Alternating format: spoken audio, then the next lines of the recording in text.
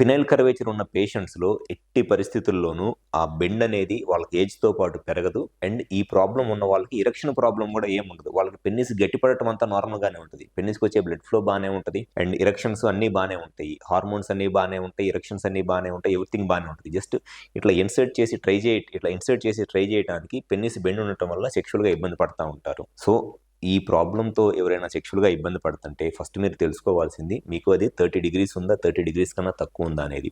30 degrees కన్నా తక్కువ ఉంటే సెక్సువల్‌గా మీకు ఎటువంటి ఇబ్బంది రాదు. ఏదో ఒక రకంగా సెక్సువల్‌గా మేనేజ్ చేయొచ్చు. ఒకవేళ 30 డిగ్రీస్ కన్నా ఎక్కువ ఉంటే దానికి ఖచ్చితంగా ప్లైకేషన్ అనే ప్రొసీజర్ ఉంటది. ఆ ప్లైకేషన్ అనే ప్రొసీజర్ చేస్తేనే మీకు పెన్నిస్ మళ్ళీ స్ట్రెయిట్‌గా అయిద్ది. సో, ఈ ప్రాబ్లమ్‌తో ఎవరైనా సెక్సువల్‌గా ఇబ్బంది పడుతుంటే దానికి ఎంత తొందరగా ట్రీట్మెంట్ చేపించుకొని అప్లికేషన్ ప్రొసీజర్ చేపించుకుంటే అంత బెస్ట్. విజయవాడలో మా దగ్గర ఈ ప్రొసీజర్‌కి మేము అప్లికేషన్ ప్రొసీజర్ ఈ ఈ ఈ ప్రాబ్లమ్‌కి మేము అప్లికేషన్ ప్రొసీజర్ చేస్తాము.